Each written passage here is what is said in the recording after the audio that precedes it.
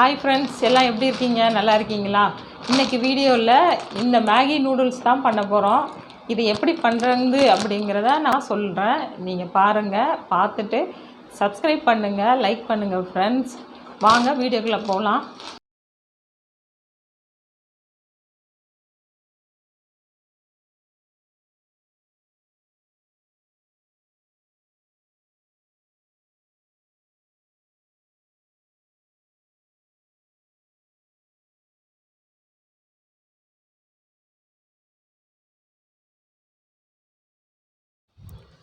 பாருங்கள் friends, தேவையானதுன்னா beans, வெங்காயம், நான் பெரிய வெங்காயம் தான் கட் பண்ணி வச்சுருக்கேன், ஒரு வெங்காயம், தக்காளி, கேரட்டு, முட்டைக்கோஸு, கருவேப்பிலை, ஒரு உருளைக்கிழங்கு, ஒரு பச்சை மிளகாய், அவ்வளோதான்.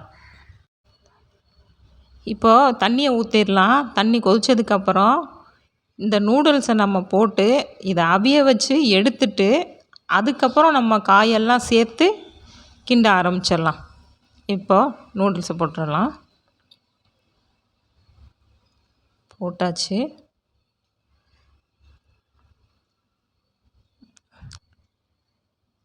அப்படியே அதை பரட்டி விட்டுறலாம். திருப்பி விட்டு இப்போ பாருங்கள் ஃப்ரெண்ட்ஸ், இப்போ தண்ணி வடியட்டும். தண்ணி வடிஞ்சதுக்கப்புறம் இன்னொரு பாத்திரத்தில் எடுத்து வச்சுருவோம்.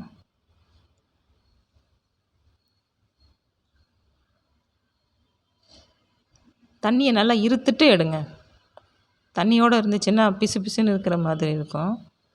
அதனால் தண்ணியை நல்லா வடிய விட்டுறணும். அடுத்து நம்ம மசாலா ப்ரிப்பேர் பண்ண ஆரம்பிச்சிடலாம்.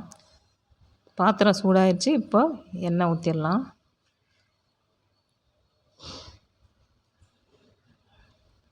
எண்ணெய் ஊற்றியாச்சு. எண்ணெய் கொஞ்சம் சூடாகட்டும். இப்போ கருவேப்பிலை போட்டுடலாம்.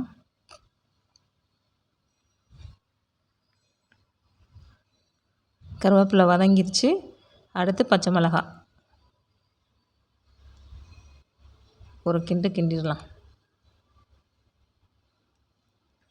அடுத்து நம்ம கட் பண்ணி வச்ச, நான் பெரிய வெங்காயம் ஒரு வெங்காயத்தை எடுத்து கட் பண்ணி வச்சுருக்கேன், அதையும் ஆட் பண்ணி நல்லா வதக்கிடலாம்.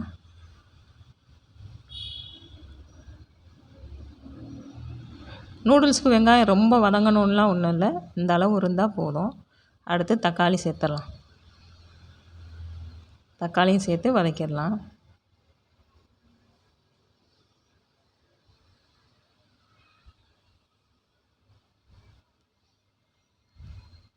வதக்கியாச்சு.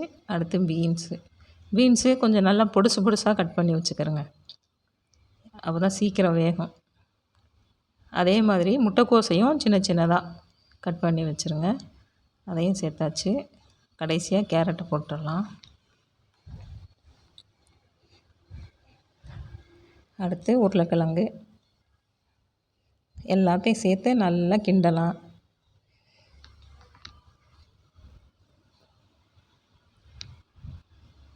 இப்போ சோயா சாஸு ரொம்ப சேர்க்காதீங்க, கசக்கும். ஒரு ஸ்பூன் போட்டால் போதும்.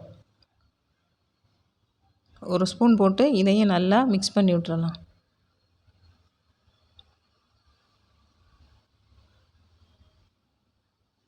ஏன்னா காய் வேகணும். கொஞ்சமாக கரம் மசாலா போடுங்க, அதையும் சேர்த்து நல்லா கிண்டிடுவோம்.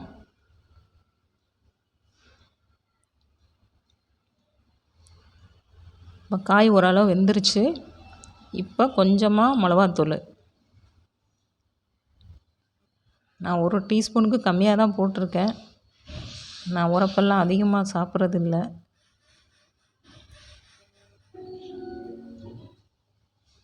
கொஞ்சமாக மஞ்சத்தூள்,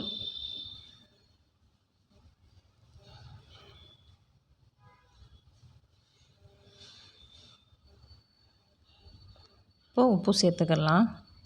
உப்பு சேர்த்து நல்லா கிண்டுங்க.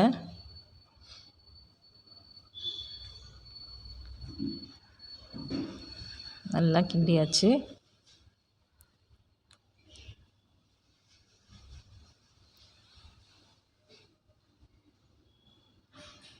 இந்த இடம் எதுக்குன்னு பார்க்குறீங்களா?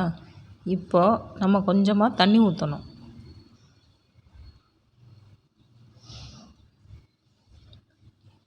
ஏன்னா காய் அரை தான் வெந்திருக்கு, நல்லா வேகணும் இல்லையா? அதனால நான் கொஞ்சம் தண்ணியை ஊற்றி அதை வதக்குறேன்.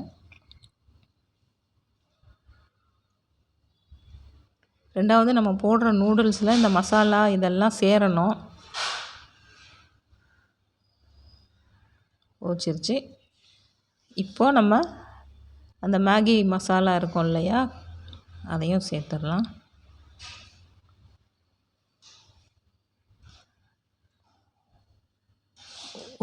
நல்லா கொஞ்சம் கொதிக்கட்டும். கொதிச்சதுக்கப்புறம் இப்போ நம்ம நூடுல்ஸை போடலாம்.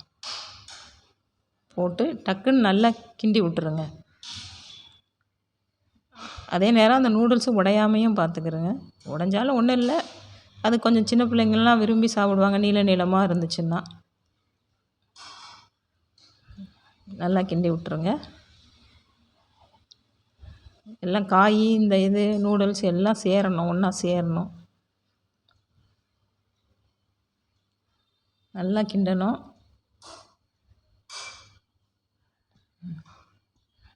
பாருங்கள் ஃப்ரெண்ட்ஸ், நூடுல்ஸ் ரெடி ஆயிடுச்சு.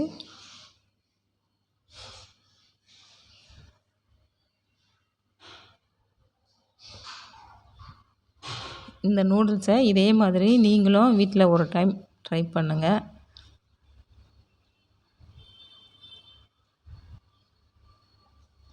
இதான் நூடுல்ஸ், நல்ல டேஸ்டியான நூடுல்ஸ் ரெடி ஆயிடுச்சு ஃப்ரெண்ட்ஸ்.